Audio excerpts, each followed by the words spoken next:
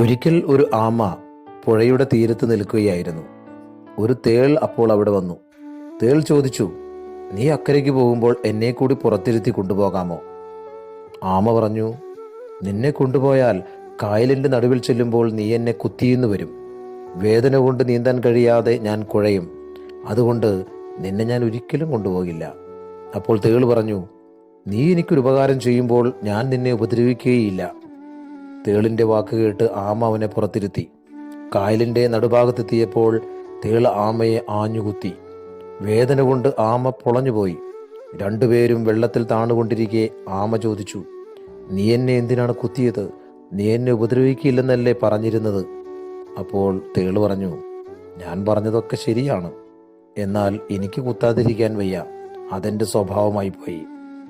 കുത്തുകൊള്ളുമെന്ന് ഉറപ്പുണ്ടായിട്ടും നീ എന്നെ എന്തിനാണ് പുറത്തിരുത്തിയതെന്ന് തേൾ ചോദിച്ചപ്പോൾ ആമ പറഞ്ഞു, മറ്റുള്ളവരെ സഹായിക്കുക എന്നത് എൻ്റെ സ്വഭാവമായി പോയി.